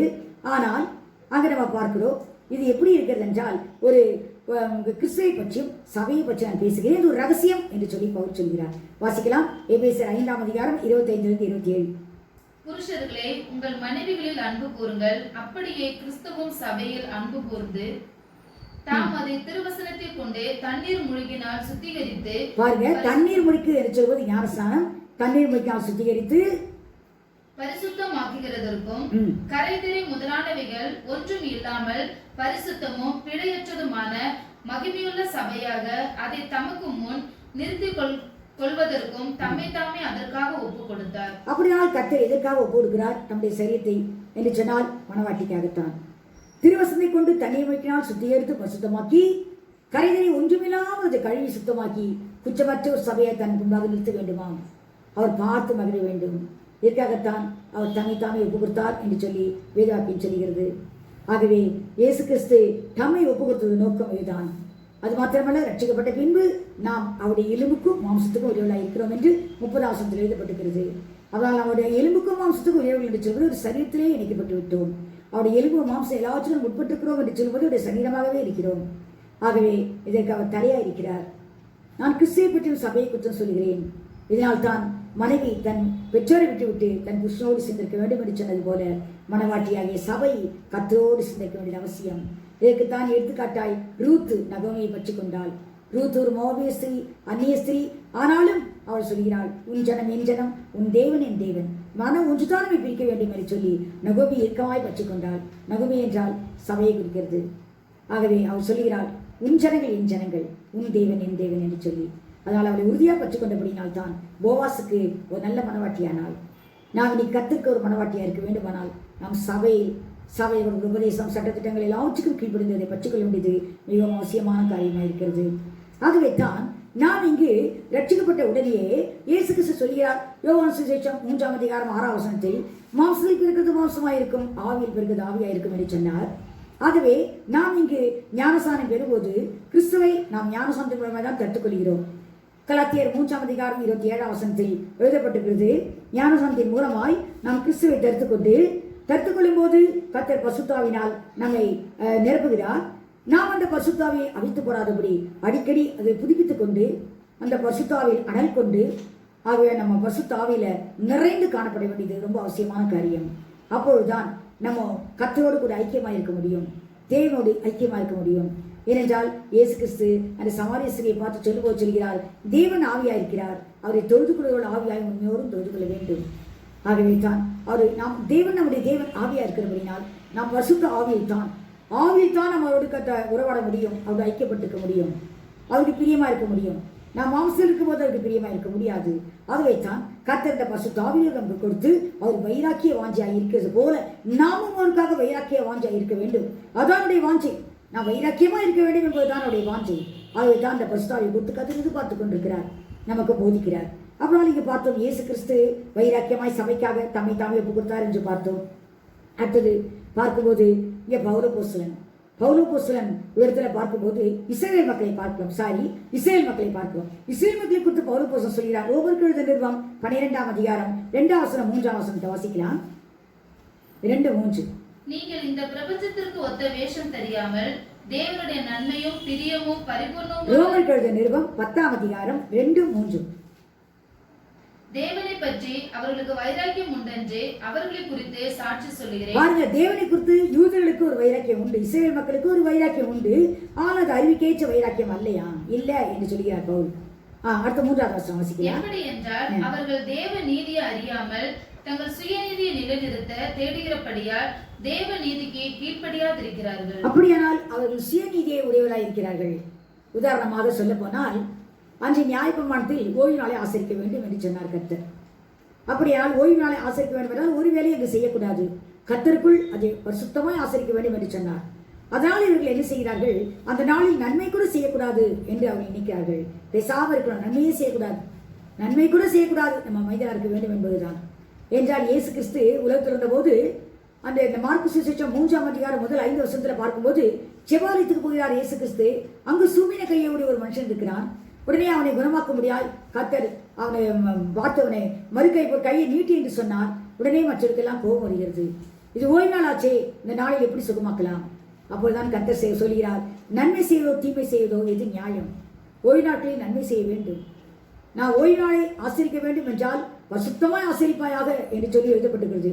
அந்த ஓய்வு நாளை பரிசுத்தமாய் ஆசரிப்பாய் என்றால் நன்மை கூட செய்யக்கூடாது என்று அவர்கள் எடுத்துக்கொண்டால் சுய ஞானம், ஆனால் சுய புத்தி. ஆனால் கர்த்தர் சொல்கிறார், நன்மை செய்வதோ தீமை செய்வதோ இது நியாயம். இன்னொரு இடத்துல யோவான் லூக்கா சுவிசேஷம் 13ஆம் அதிகாரத்தில் பார்க்கும்போது இயேசு கிறிஸ்து ஜெபாலயத்துக்கு போகிறார். அங்கு ஒரு ஸ்ரீ கூனி, அவள் ஆபிரகாமின் குமார்த்தி, பிசாசால் கட்டப்பட்டிருக்கிறாள். ஏறக்குறைய 18 வருஷமாய் பிசாசு கட்டி வைத்திருக்கிறது. அவள் இந்த ஆலயத்துக்கு இங்கு வருகிறாள். இயேசு கிறிஸ்து அவளை அழைத்து அவருடைய முதுகு மேலே கை வைத்து அவளை நிமிர்த்தி இருக்கிறார், சுகப்படுத்துறாரு. உடனே ஜெபாலயத்துக்கு எனக்கு கோபம் வருது. உங்களுக்கு 6 நாள் இல்லையா? இந்த நாள் தானா உங்களுக்கு ஓய்வு நாள் தானா? நீங்க போய் குணமாக்கிக் கொள்ளலாமே, ஏன் இன்று வந்து வந்தீர்கள் என்று சொல்லி அவன் அவர்களை அதிகாரம் செய்கிறான். அப்பொழுது கர்த்தர் சொல்கிறார், உங்களுடைய ஒரு மாடோ ஒரு கழுதையோ அது கீழே விழுந்து விட்டால், குழியில் விழுந்து விட்டால் தூக்கி விட மாட்டீர்களா? தண்ணீர் காட்ட மாட்டீர்களா? அந்த ஆபிரகாமின் குமாரத்தி 18 வருஷமாய் சாத்தால் கட்டப்பட்டிருக்காளே, அவளை விடுதலையாக்குறது எவ்வளவு அவசியம் என்று சொல்கிறார். அப்படியானால் அவர்கள் அப்படித்தான் ஒரு வைராக்கியம் உண்டு, அல்லது சரியான வைராக்கியம் அல்ல, நீதிக்குரிய வைராக்கியம் அல்ல, கர்த்தருக்கு பிரியமான வைராக்கியம் அல்ல. ஆனால் அவர்களுக்கு ஒரு வைராக்கியம் இருந்தது. இதை குறித்தான் பவுல் சொல்கிறார். ஆனால் நம்மை எதிர்த்து சொல்லும்போது பவுல் சொல்கிறார், கலாத்தியர்கள் நிருபம் 4ஆம் அதிகாரம் 18ஆம் வசனத்தில் சொல்கிறார், நல்ல விஷயத்தில் வைராக்கியம் பாராட்டுவது நல்லது என்று சொல்கிறார். அப்படியால் நாம் நல்ல விஷயத்தில் வைராக்கியம் பாராட்ட வேண்டும். அதுக்காகத்தான் கர்த்தர் பரிசுத்த ஆவியானவரை தந்திருக்கிறார். ஆவியானவர் இருக்கும்போது நல்ல காரியங்களில் நமக்கு வைராக்கியம் நிச்சயமாய் வரும். அதை விட்டுக் கொடுக்க முடியாது, சத்தியத்தை விட்டுக் கொடுக்க முடியாது எந்த விஷயத்திலுமே. அப்படியால் நாம் நல்ல விஷயத்தில் வைராக்கியம் பாராட்டுவது அவசியமாயிருக்கிறது. ஆவியானவர் எதிர்பார்க்கிறார். அவர் நமக்கு வாஞ்சியா இருக்கிறார், நாம் செய்ய மாட்டோம். அதனால் தான் அவருடைய ஆவியை நமக்கு தந்திருக்கிறார். இப்போது பார்க்கிறோம் அப்போஸ்தலர் நிருபம் 17ஆம் அதிகாரம் 16-17 பார்க்கும்போது, அத்தேனே என்ற பட்டணத்திற்கு போய் காத்திருந்தாராம் மற்ற கத்தரி பணிகளுக்காக பவுல். அப்போ அந்த பட்டணம் விக்கிரத்தால் நிறைந்திருந்ததாம். அதை பார்த்து அவர் ஆவியில் வைராக்கியம் கொண்டார் என்று எழுதப்பட்டிருக்கிறது. அவரால் விக்கிரகத்தை பார்க்கும்போது ஒரு வைராக்கியம் நமக்கு அவசியம்தான். என்றால் கர்த்தர் அறிவிக்கிற ஒரு ஆராதனை, விக்கிர ஆராதனை கர்த்தர் அறிவிக்கிறார். விக்கிர ஆராதனைக்கு விலகி ஓடிப்போங்கள் என்று சொல்லி வேதம் சொல்கிறது. விக்கிர ஆராதனை என்று சொல்லும்போது நாமும் அதற்கு விலகி இருக்க வேண்டியது அவசியம். நாம் பார்க்கிறோம் தானியேல் 3ஆம் அதிகாரத்தில் நேபுகாத்நேச்சார் தூரா என்ற சமபூமியில பெரிய ஒரு சிலையை செய்து வைக்கிறான். 60 முழ உயரம் 6 முழ அகலம் உள்ள ஒரு பொற்சிலையை செய்து வைத்து அவன் எல்லாரையும் அதை வணங்க சொல்கிறான். அதில் கத்திரி பிள்ளைகள் சாத்ராக் மேஷாக் ஆபேத்நேகோ இருக்கிறாங்க, நமக்கு தெரியும். அவன் வீணை இதெல்லாம் வாசிக்கும் போது எல்லாரும் தாழ் விழுந்த சிலையை வணங்க வேண்டும் என்று சொல்லி இவர்கள் 3 பேர் மாத்திரம் வணங்காமல் நிற்கிறாங்க. உடனே கம்ப்ளைண்ட் போயிடுச்சு ராஜா கிட்ட. ராஜா சொல்கிறார், மறுபடியும் இன்னொருவர்களுக்கு ஒரு சான்ஸ் கொடுக்கிறாரு. இப்போது மீண்டும் நாம் எல்லாவற்றையும் இந்த இசைக்கருவிகளை வாசிக்கலாம். அப்பொழுது எல்லாரும் தாழ் விழுந்த வணங்க வேண்டும் என்று சொல்லி. ஆனால் சாத்ராக் மேஷாக் ஆபேத்நேகோ வணங்கவே இல்லை. அவள் ராஜாவை பார்த்து, ராஜாவுக்கு கோபம் வந்துவிட்டது. ராஜா கேட்கிறார், என் கைக்கு தப்பிக்கத்தக்கவன் யார் உங்களை? நான் இப்பொழுது அதுக்கு கீழ்ப்படியாதவர்களை ஒரு சூளை, அக்னி சூளை, அந்த சூளையை தான் நான் போட போகிறேன். இப்போ ராஜா கோபம் வந்து விட்டதால் 7 மடங்கு அக்னி சூளையை சூடாக்கி அதில் கொண்டு போய் நான் போடுகிறேன் என்று சொன்னான். அப்பொழுது அவர்கள் சொல்றாங்க, அந்த வசனம் அந்த 3ஆம் அதிகாரம் தானியேல் புஸ்தகம் 3ஆம் அதிகாரம் 16-18 வரலையும் பார்க்கும்போது அவங்க சொல்றாங்க, இதை குறித்து நாங்கள் ராஜாவுக்கு சொல்ல வேண்டியது அவசியம் இல்லை. நாங்கள் ஆராதிக்கிற எங்கள் தேவன் எங்களை தப்பிக்க வல்லவராக இருக்கிறார். அவர் ஒருவேளை இந்த அக்னி சூளையிலிருந்து எங்களை தப்பிக்க விட்டாலும் நீர் நிறுத்தி வச்ச பொருளை நாங்கள் வணங்க மாட்டோம். இது ராஜாவையும் உமக்கு தெரிந்திருக்க கடவுது என்று சொன்னார்கள். ராஜாவுக்கு பயங்கர கோபம். அவர்களை கையும் காலும் கட்டி சாலையோடு சேர்த்து கட்டி பெரிய பலசாலிகள் அவர்களை கொண்டு போய் அக்னி சூளையில் எரிகிறார்கள். எரியும் போது அவங்க கொண்டு போனவர்களை அக்கினி எரித்து போட்டது. ஆனால் அதில் விழுந்தவர்களோ 3 பேர் அல்ல 4 பேராய் அது உலாவிக் கொண்டிருக்கிறார்கள். 4வது ஆளினுடைய சாயல் தேவபுத்தருடைய சாயலாய் இருந்ததாம். ராஜா அதை பார்த்து ஆச்சரியப்பட்டு கேட்கிறான், 3 பேர் அல்லவா நம்ம அக்கினியில் போட்டோம், 4வது ஆள் அவருடைய சாயல் தேவபுத்தருடைய சாயலாக இருக்கிறது. ஆம், கர்த்தர் தம்முடைய பிள்ளைகளுக்காக அதை வைராக்கியமாய் கர்த்தரை கிரியை செய்கிறார். ஏனென்றால் நியாயப்பிரமாணத்தில் முதலாவது அவள் கட்டளை, வானத்துக்கு கீழே பூமிக்கு மேலே தண்ணீரிலோ சமுத்திரத்தில் இருக்கிற ஒன்றுகோப்பான எந்த விக்கிரத்தையும் வணங்கக்கூடாது. எதையும் நீங்கள் நமஸ்கரிக்கவும் சேவிக்க வேண்டாம். உன் தேவனாய் கர்த்தர் வைராக்கியம் உள்ளவர், எச்சுள்ள தேவன். அவர் 1000 தலைமுறை மட்டும் அவர் நியாயம் விசாரிப்பார். கீழ்ப்படியாதவர்களை குறித்து என்று சொல்லி அவரை குறித்து எழுதப்பட்டிருக்கிறது. ஆகவே அந்த வார்த்தைக்கு அவள் கீழ்ப்படுத்த ஞாபகமாக கை கொண்டவர்களாக இருக்கிறபடினால் சாத்ராக் மேஷாக் ஆபேத்நேகோ தானியேல் கூட அடுத்த அதிகாரத்தில் பார்க்கிறோம், ராஜாவை தவிர ஒருவரும் வேற யாரையும் வணங்கக்கூடாது என்று சொல்லி ஒரு கட்டளை வந்தபோது அவன் முன்பு செய்து வந்தபடியே ராஜா பத்திரத்துக்கு கையெழுத்து வைத்து விட்டார் என்று அறிந்து தானியேலை வாசித்து பாருங்க. தானியேலின் புஸ்தகம் 6ஆம் அதிகாரம் 4ஆம் வசனத்தில் எழுதப்பட்டிருக்கிறது. தானியேல் உண்மையுள்ளவராய் இருந்தபடினால் அவர் மேல் வேறு எந்த குற்றத்தையும் சாட்ட முடியவில்லை. அவர் இப்படிப்பட்ட ஒரு குற்றச்சாட்டை சாட்டினார்கள், ஏனென்றால் அவன் செய்ய மாட்டான் என்று தெரிந்து. ஆனால் 10ஆம் வசனத்தில் எழுதப்பட்டிருக்கிறது, ராஜா பத்திரத்துக்கு கையெழுத்து வைத்தார் என்று சொல்லி கூட தானியேல் அறிந்து முன் செய்து வந்தபடியே அந்த பலகனைகளை திறந்து எருசலேமை பார்த்து அவன் தினம் 3 வேளை அவன் கர்த்தரை நோக்கி ஜெபிக்கிறான் என்று இதை பார்த்து ராஜாவுக்கு சொல்லிவிட்டார்கள். நேபுகாத்நேச்சாருக்கே தெரியும், ஒரு பயங்கரமான கவலை, நீ ஆராதிக்கிற தேவனை தப்பிக்க வல்லவராய் இருக்கிறார் என்று சொல்கிறான். அவனே அதன் பின்பு அவனுக்கு சிங்கக்கவியில போடுறாங்க, நமக்கு தெரியும். ஆனால் சிங்கம் சேதப்படுத்தாதபடி தூதனானவர் பரலோகத்திலிருந்து கத்தை அனுப்பி அந்த சிங்கத்தின் வாயை கட்டி போடு தானியேலை கத்தை விடுவிக்கிறார். ஆனால் அவன் மேல் குற்றச்சாட்டுகளை தூக்கி அந்த கெபியில் போடும்போது அவர் கீழே போவதற்குள்ளாக அந்த சிங்கங்கள் அவன் மேல் பாய்ந்து அவருடைய எலும்பெல்லாம் நொறுக்கி போட்டது என்று பார்க்கிறோம். அப்படினால் கர்த்தர் அவருடைய வைராக்கியமா இருக்கிற தேவன். அந்த விக்கிராராதனை குறித்து நாம் வைராக்கியமா இருக்கும்போது கர்த்தர் நமக்கு உதவி செய்கிறார். நமக்கும் அந்த விக்கிர ஆராதனைக்கு நாம் விலகி ஓட வேண்டியது அவசியம். ஆனால் இன்று அந்த எஸ்தர் புஸ்தகத்திலும் அப்படித்தான் எழுதப்பட்டிருக்கிறது. மொர்தெகாய் ஆமானை வணங்காதபடினாலே அந்த ஆமானுக்கு கோபம் வந்து 50 முழ உயரமான ஒரு தூக்குமரத்தை செய்து விட்டான் மொர்தெகாய்க்காக. கடைசியில் அவனே தூக்கிலிடப்பட்டான். மொர்தெகாயும் எஸ்தரும் 3 நாட்கள் உபவாசித்து ஜெபித்தார்கள். கர்த்தர் அந்த கட்டளையே மாற்றினார். யூதர்களை முழுவதையும் அழிக்க அந்த ஆமான் திட்டமிட்டு ராஜாவுடைய பத்திரத்தில் கையெழுத்து வாங்கி அவன் எல்லா கத்தரிப்பிள்ளைகள் சூசா நகரம் முழுவதும் அனுப்பிவிட்டான். சூசா நகரம் கலங்கிற்று. ஆனால் இவர்கள் ஜெபித்த பின்பு அது மாறுதலாய் முடிந்தது. சூசா நகரம் அந்த சட்டத்திட்டங்கள் ஆமானை தூக்கி அந்த தூக்கு மரத்தில் அவனை போட்டு விட்டார்கள். அப்படியால் மொர்தெகாய் வணங்கவில்லை என்ற ஒரு கோபத்தினால இப்படிப்பட்ட தண்டனையை அவன் கொடுக்க ஆமான் தீர்மானித்தான். ஆள் கர்த்தர் அதை மாற்றி போட்டார். அப்படினால் கர்த்தருக்கென்று வைராக்கியமா இருக்கிற பிள்ளைகளை, ஏனென்றால் பழைய ஏற்பாட்டு நாட்களில் முதல் அவர்கள் விக்கிராதனை செய்யக்கூடாது என்பதுதான் நியாயம் மற்றும் முதல் சட்டம். அதன்படி இருக்கும்போது கர்த்தரை காப்பாற்றான் என்று நாம் பார்க்கிறோம். ஆனால் இந்த நாட்களிலே விக்கிராதனை என்ன தெரியுமா? எபேசியர் நிருபம் 5ஆம் அதிகாரம் 5ஆம் வசனம். விக்கிராதனை என்றால் விக்கிரத்தை வணங்குவது மாத்திரமல்ல, பொருளாசைக்கு ஆன விக்கிராராதனை என்று எழுதப்பட்டிருக்கிறது. பொருளாசை என்பதுதான் விக்கிராராதனை. விக்கிராராதனையாகிய பொருளாசை என்று எழுதப்பட்டிருக்கிறது. எபேசியர் 5:5. இதை குறித்து எழுதும்போது அவர் தேவனிடத்தில் சுந்தரிப்பதில்லை என்று நிச்சயமாய் சொல்கிறார். ஆகவே இந்த விக்கிராராதனை என்று சொல்கிறது பொருளாசை. நீ கர்த்தரை பிள்ளையாகிய நமக்கு இந்த பொருளாசை இருக்குமானால் கர்த்தர் கொடுத்தது போதும் என்கிற ஒரு மனது நமக்கு தேவை. ஆகவே தான் தீமோத்தேயுக்கு எழுதும்போது பவுல் எழுதுகிறார், போதும் என்கிற மனதுடனே கூட தேவபக்தியே மிகுந்த ஆதாயம். அப்ப கர்த்தரை பிள்ளைக்கு போதும் என்கிற மனதுடனே ஒரு தேவபக்தி அவசியம். நாம் பொருளாசையை உள்ளவர்களாக இருப்போமானால், இன்னும் பொருளை சேர்க்க வேண்டும் என்ற ஆசை இருக்குமானால் அது ஒரு விக்கிர ஆராதனை. பழைய ஏற்பாட்டு நாட்களில் ஒரு விக்கிர ஆராதனை இருக்கிறது. 1 சாமுவேலின் புஸ்தகம் 15ஆம் அதிகாரம் 23ஆம் வசனத்தில் எழுதப்பட்டிருக்கிறது, முரட்டாட்டம் பண்ணுதல் அவபக்திக்கும் விக்கிர ஆராதனைக்கும் சரியாயிருக்கிறது என்று எழுதப்பட்டிருக்கிறது. சாமுவேல் மூலமாய் சவுலுக்கு சொல்லப்பட்ட வார்த்தை இது. 1 சாமுவேல் 15:23 சொல்கிறார், முரட்டாட்டம் பண்ணுதல் அவபக்திக்கும் விக்கிர ஆராதனைக்கும் சரியாயிருக்கிறது. முரட்டாட்டம் பண்ணுதல் என்றால் என்ன? கர்த்தருடைய வார்த்தை கீழ்ப்படியாதது. இப்படிதான் செய்யணுமா, ஏன் இப்படி செய்யக்கூடாது என்று சொல்லி அவருடைய வசனத்தை முரட்டாட்டம் பண்ணி கீழ்ப்படியாமல் இருக்கும்போது நாம் விக்கிராராதனை செய்கிறோம். இன்று புதிய ஏற்பாடு நாட்களில் இந்த நாட்களிலே விக்கிராராதனை என்றால் கர்த்தருடைய வார்த்தைக்கு கீழ்ப்படியாத காரியம். அடுத்தது பொருளாசை. இந்த விக்கிராராதனைக்கு நீங்களும் நானும் விலகி இருக்க வேண்டியது ரொம்ப அவசியமான காரியம். விலகி ஓட வேண்டும் என்று சொல்லி வேதத்தில் நாம் வாசிக்கிறோம். அப்படியானால் கர்த்தர் நல்ல விஷயங்களில் நமக்கு கண்டிப்பாய் நமக்கு வைராக்கியம் தேவை. கடைசியாக பார்க்கும்போது யாக்கோபின் புஸ்தகம் 4ஆம் அதிகாரத்தில் 4ஆம் வசனத்தில் வாசிக்கலாம். விவசாரிகளே, உலக சிநேகம் தேவனுக்கு விரோதமான பகை என்று அறியீர்களா? ஒரு உலகத்துக்கு செய்தார் விரும்பினால் அவனிடத்தில் பிதாவின் அன்பில்லை என்று எழுதுகிறார். பாருங்க, அவரால் விவசாரிகளே உலக சிநேகம் தேவனுக்கு விரோதமான பகை. அதை எழுதிவிட்டு தான் அடுத்த வசனத்தில் சொல்லுகிறார், நம்மில் வாசமாயிருக்கிற ஆவியானவர் நம்ம வைராக்கிய வாஞ்ச இருக்கிறார் என்று வேதம் வீணாய் சொல்கிறதா என்று. அப்படியானால் விவசாரிகளே உலக சிநேகம் கத்தரிப்பதில் இருக்கக்கூடாது.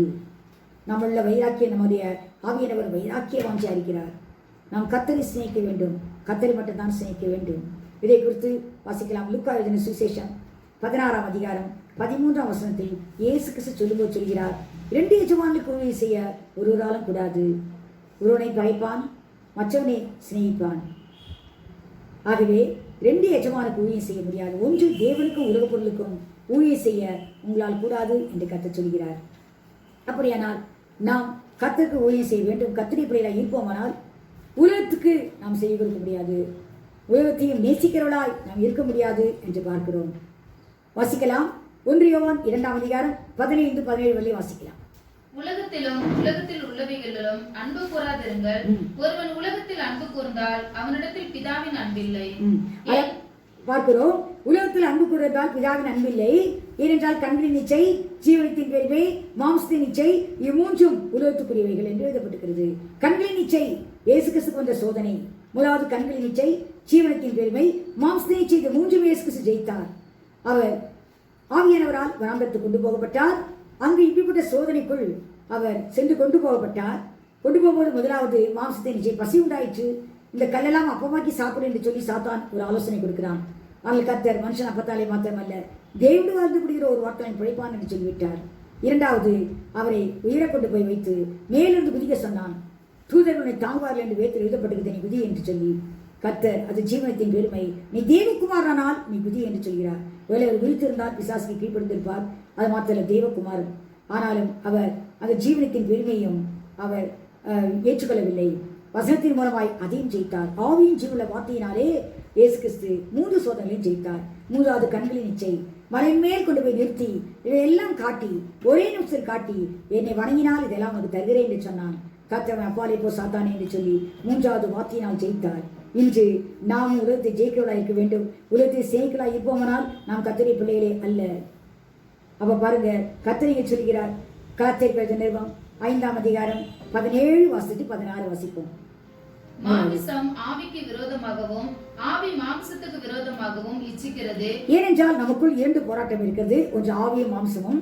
இந்த மாம்சம் ஆவிக்கு விரோதமாய் போராடுகிறது, ஆவி மாம்சத்துக்கு விரோதமாய் போராடுகிறது. நீங்கள் செய்ய வேண்டும் என்று இருக்கிறவைகளை செய்யாதபடிக்கு இவைகள் ஒன்றுக்கொன்று விரோதமாய் இருக்கிறது. பாருங்க, நம்ம செய்ய வேண்டும் என்று நினைப்போம், கர்த்தர் கீழ்ப்படிய வேண்டும் என்று கீழ்ப்படிய கூடாதபடி ஒன்றுக்கொன்று விரோதமாய் இருக்கிறது. அதனால் பின்னும் நான் சொல்லுகிறது என்னவென்றால் ஆவிக்கேற்றபடி நடந்து கொள்ளுங்கள், அப்பொழுது மாமிச இச்சை நிறைவேறாதிருப்பீர்கள். அப்படியால் மாம்ச இச்சை நீங்கள் நிறைவேற்றாதிருப்பீர்கள். நீங்கள் ஆவிக்கேற்றபடி நடந்து கொள்ளுங்கள். ஆவிக்குரியபடியால் நீங்கள் நடப்பீர்களானால் அதற்குத்தான் கர்த்தர் பரிசுத்த ஆவியை தந்தார். ஆவியானவர் இன்று அழகாக எழுதப்பட்டிருக்கிறது. ரோமர்கள் 8ஆம் அதிகாரம் 1 வசனத்தில், ஒருவன் கிறிஸ்துவுக்கு உட்பட்டவனாய் இருந்தும் மாசுபடி நடப்பவனால் அவனுக்கு நிச்சயமாக ஆக்கினை தீர்ப்பு உண்டு. ஆவிப்படி நடக்கிறவனுக்குத்தான் ஆக்கினை தீர்ப்பு இல்லை என்று சொல்லி இயேசு கிறிஸ்துவுக்கு உட்பட்டவர்கள் என்று சொல்லும்போது ஞானஸ்நானம் எடுக்கும்போது இயேசு கிறிஸ்துவுக்குள்ள வந்துடுறோம். வந்த பிறகு நாம் இன்னும் பரிசுத்தாவி பெறாமல், இல்லாவிட்டால் பரிசுத்தாவின் பலனை பெறாமல் நாம் மாம்சத்தின்படியே நடந்து கொண்டு போவனால் நாம் ஆவியனுக்கு பிரியமாய் ஜீவிக்க முடியாது. ஆகவேதான் 6ஆம் வசனத்தில் எழுதப்பட்டிருக்கிறது, மாம்ச சிந்தை மரணம் என்று எழுதப்பட்டிருக்கிறது. 8ஆம் வசனத்தில் எழுதப்பட்டிருக்கிறது, மாம்சப்படி நடக்கிறவர்கள் தேவனுக்கு பிரியமாக இருக்க மாட்டார்கள் என்று எழுதப்பட்டிருக்கிறது. அவரால் நாம் ஆவிக்குரிய சிந்தையோடு ஆவிக்குரிய மக்களால் ஜீவிக்க வேண்டுமானால் இந்த பரிசுத்த ஆவியோடு நமக்கு மிக மிக மிக அவசியம். ஆகவேதான் கர்த்தர் இந்த பரிசுத்த ஆவியை நமக்கு தந்தார். கலாத்தியர் 5ஆம் அதிகாரம் 19-19 21 நீங்க வாசித்து பாருங்க. அதுல மாம்சத்தின் கிரியைகளை குறித்து எழுதப்பட்டிருக்கிறது. விபசாரம், வேசித்தனம், அசுத்தம், காம விகாரம், விக்கிராராதனை, இன்னும் பிலிசூனியம், பகைகள், விரோதங்கள், கோபங்கள், சண்டைகள், மூர்க்கங்கள், வெறிகள், இதெல்லாம் களியாட்டுகள் முதலானவைகளே என்று சொல்லி மாம்சக்குரிய கிரிகள் அத்தனையும் அந்த காலத்தில் 5ஆம் அதிகாரத்தில் எழுதப்பட்டிருக்கிறது. ஆகவே எல்லாவற்றையும் நாம் ஜெயிக்க வேண்டுமானால், எல்லாவற்றிலிருந்தும் நாம் விடுதலை பெற வேண்டுமானால் நமக்கு பரிசுத்த ஆவியினுடைய உதவி நமக்கு மிக மிக அவசியமாக இருக்கிறது. ஆகவே தான் ரோமர்கள் நிருபம் 8ஆம் அதிகாரம் 13ஆம் வசனத்தில் எழுதப்பட்டிருக்கிறது, ஆவியினாலே சரீரத்தின் செயலை அழித்தால் பிழைப்பீர்கள் என்று சொல்லி எழுதி வைத்திருக்கிறார் ஆவியானவர். அவனால் ஆவியினாலே தான் இந்த சரீரத்தின் செய்கைகளை அழிக்க முடியும். ஒரு மனுஷன் மாம்சத்துக்குரிய செய்கைகளை அழிக்க வேண்டுமானால் அவனுக்கு பரிசுத்த ஆவியானவர் பலன் நிச்சயமாய் அவசியம். ஆகவே தான் கர்த்தர் நம் மாம்சத்தில் உலகத்தில் பிறந்திருந்தாலும் கூட கர்த்தர் ரட்சித்தவுடனே நமக்கு பரிசுத்த ஆவியை கொடுத்து அந்த ஆவியில் நாம் பிழைக்க முடியாய் கர்த்தர் நமக்கு வைத்திருக்கிறார். நாம் ஆவியில் எவ்வளவுக்கு நல்லா இருக்கிறோமோ அவளுக்குள்ள ஒரு ஜெயமான வாழ்க்கை வாழ முடியும். இந்த மாம்சம் மேற்கொள்ளுமானால் நாம் தோற்று விடுவோம். ஆனால் ஆவியானவர் மேற்கொள்வாரால் நமக்கு ஜெயம் உண்டு. ஆகவே தான் கடைசியில் இந்த வாழ்க்கையில ஆவியினுடைய விலை நமக்கு அவசியம். யாக்கோபுக்கு நிருபம் 3ஆம் அதிகாரம் 14-16 வரை வாசிப்போம். உங்கள் இருதயத்திலே கசப்பான வைராக்கியத்தையும் விரோதத்தையும் வைத்தீர்களானால் நீங்கள் பெருமை பாராட்டாதிருங்கள், சத்தியத்திற்கு விரோதமாய் பொய் சொல்லாமலும் இருங்கள். இப்படிப்பட்ட ஞானம் பரத்திலிருந்து இறங்கி வருகிற ஞானமாய் இராமல் லௌகீக சம்பந்தமானதும் ஜென்ம சுபாவத்திற்குரியதும் பேய்த்தனத்துக்கு அடுத்ததுமாய் இருக்கிறது. அப்படியால் ஜென்ம சுபாவம் என்று சொல்வது பேய்த்தனம், சாத்தானுடைய குணங்கள். மாம்சப்படி நடப்போமால் நிச்சயமாய் நரகம்தான். ஆகவேதான் இந்த மாம்சத்தை மேற்கொள்ளத்தான், இந்த மாம்சத்திலிருந்து விடுதலை பெறத்தான் கர்த்தர் பரிசுத்த ஆவியானவரை நமக்கு தந்திருக்கிறார். நம் ஆவியில் பெறப்பட நமது மாம்ச இச்சையை நிறைவேற்ற முடியாது. கர்த்தருக்கு பிரியமாய் ஜீவிக்க முடியும்.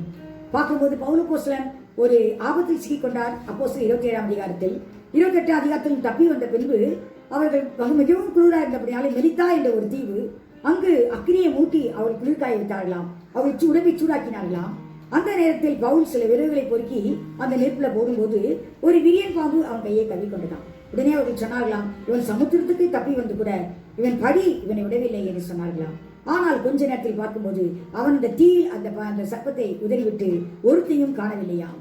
உடனே அவர்கள் சொன்னார்களாம், மாறாக இவன் தெய்வம் போல என்று சொல்லி அவன் சொல்லிக் கொண்டார்களாம். அப்படியானால் அக்கினி இருக்கும்போது சாத்தானுடைய கிரியைகள் மேற்கொள்ள முடியாது.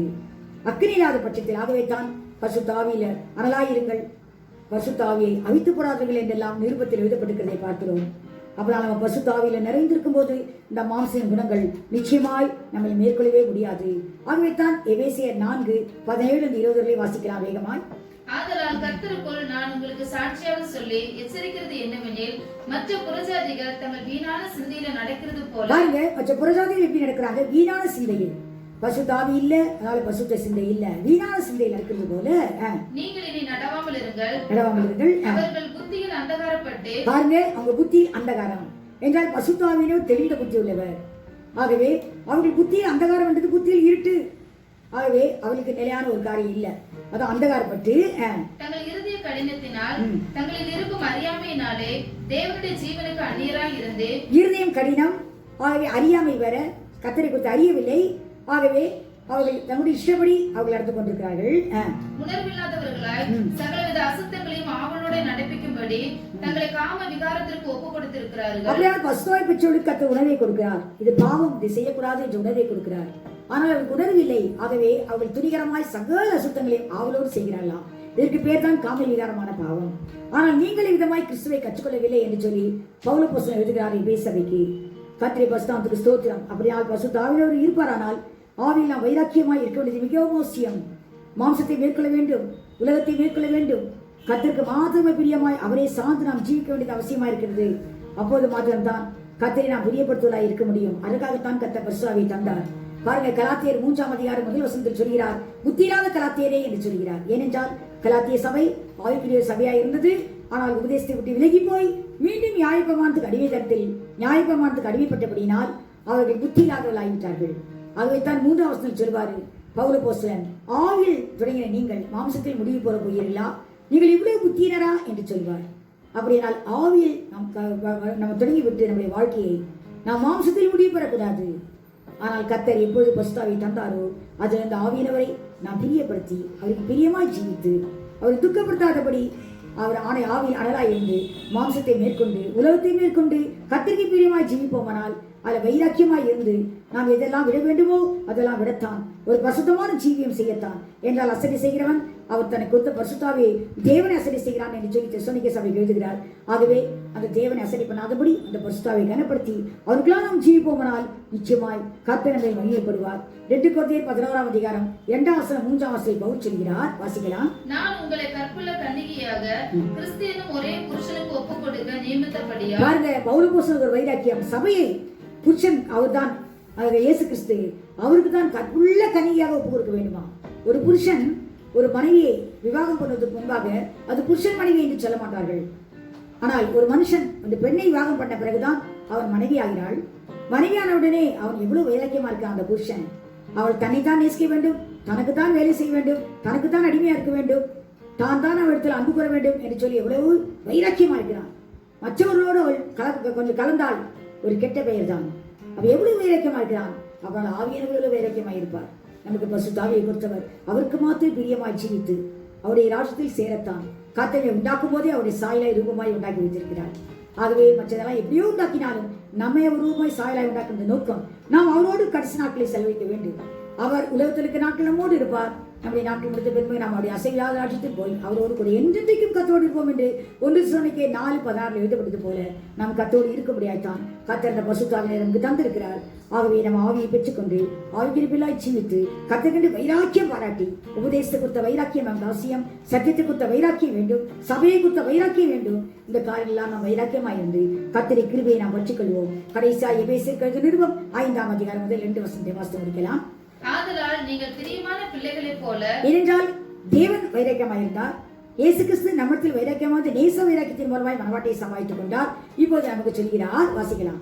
தேவனை பின்பற்றுகிறவர்களாகி நீங்கள் தேவனை பின்பற்றுவர்களாகி கிறிஸ்து நமக்காக தம்மை தேவனுக்கு சுகந்த வாசனையான காணிக்கையாகவும் பலியாகவும் செலுத்தி கொடுத்து நம்மில் அன்பு கூர்ந்தது போல நீங்களும் அன்பிலே நடந்து கொள்ளுங்கள். ஏன் இயேசு கிறிஸ்து தன்னை பலியாக சுகந்த வாசனையாக காணிக்கையாக பலியாக கொடுத்தார்? நம்மில் அன்பு கூர்ந்தபடினால் தான். நம்மேல் வைத்த ஒரு அன்பு தான் நம்முடைய சரீரத்தை பலியாக்கி சுகந்த வாசனையாக காணிக்கையாக பலியாக ஒப்பு கொடுத்து தேவனை கீழ்ப்படுத்திருந்தார். அப்படியே நீங்களும் உங்கள் சரீரங்களை பலியாக்கி சுகந்த வாசனையான காணிக்கையான ஒரு பலியாய் இயேசு கிறிஸ்துவுக்கு கொடுத்து நீங்களும் கர்த்தர் அன்பிலே நடந்து கொள்ளுங்கள் என்று நமக்கு கொடுக்கிற எச்சரிப்பு கொடுக்கிறார், ஆலோசனை கொடுக்கிறார். கர்த்தர் நாசனை நமக்கு ஆசீர்வதித்து கொடுப்பாராக. கர்த்தரை நடத்த அவர் நம்மை பலப்படுத்தி நடத்துவாராக. கர்த்தரை பரிசுத்த நாமத்துக்கு ஸ்தோத்திரம். நாம் ஒரு பாடலை பாடுவோம்.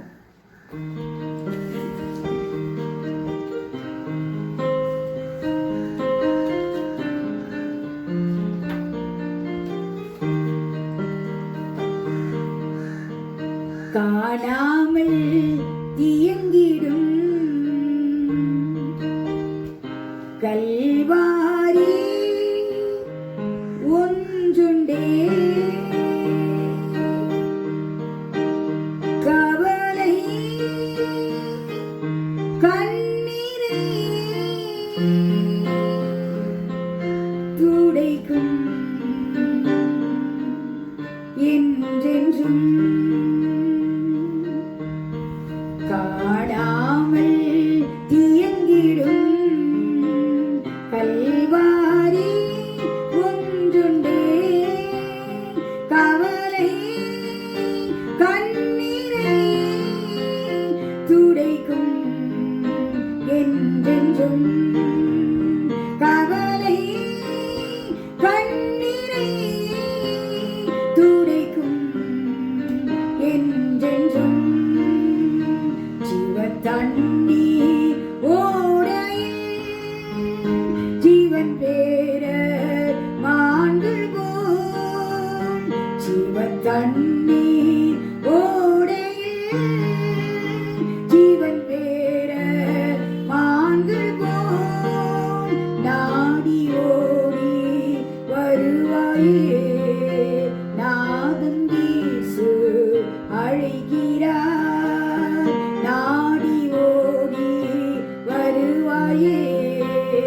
நாதன் இயேசு அழைக்கிறார்.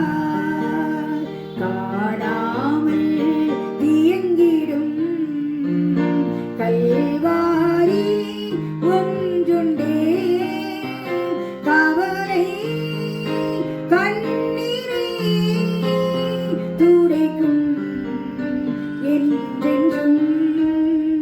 கவலை துடைக்கும் என்றென்றும். ஜீவ ஊற்று இயேசுவே, தாகம் தீர வருவாயே.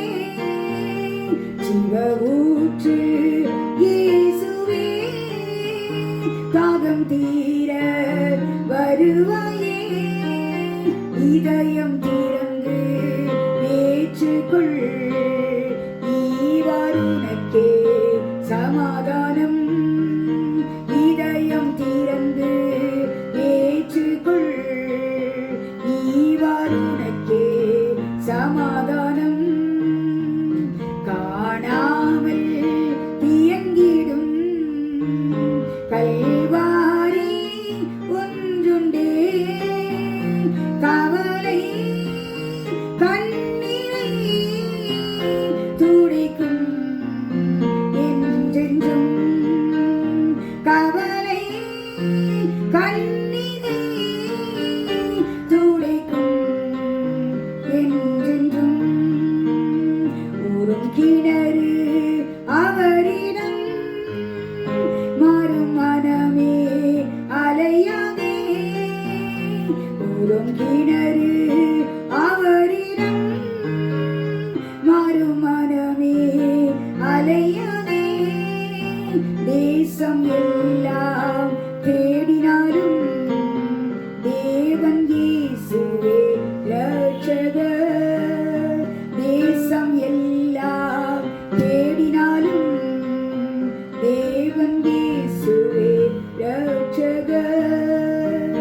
காணாமல் இயங்கிடும் கல்வாரி ஒன்றுண்டே, கவலை கண்ணீரை துடைக்கும் என்றென்றும்.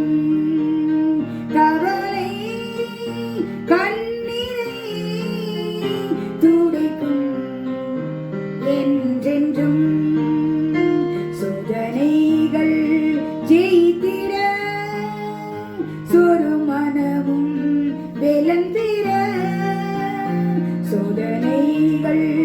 செய்திட சொரு மனமே வேலன் பெற ஆவியின் வரங்கள் மழை போல ஆண்டவர் இயேசு அளிக்கின்றார். ஆவியின் வரங்கள் மழை போல ஆண்டவர் இயேசு அளிக்கின்றார். காணாமல் தீயங்கிடும் கல்வாரி ஒன்றுண்டே கவலை கண்ணீரை துடைக்கும் என்றென்றும் கவலை கண்ணீரை துடைக்கும் என்றென்றும் கவலை கண்ணீரை துடைக்கும் என்றென்றும்.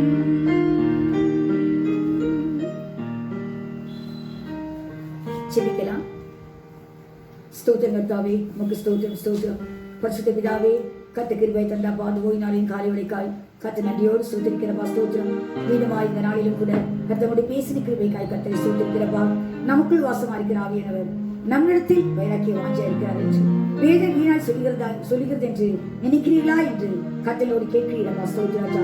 எங்களிடத்தில் வாசமா இருக்கிற ஆவியானவர், எங்களுக்கு கொடுக்கப்பட்ட ஆவியானவர் ஆண்டவரே ஸ்தோத்திரம். நாங்கள் கர்த்தருக்குள் ஆண்டவரே ஸ்தோத்திரம் ஸ்தோத்திரம் வைராக்கியமா இருக்க வேண்டும் என்று வாஞ்சா இருக்கிற தேவனப்பா ஸ்தோத்திரம்.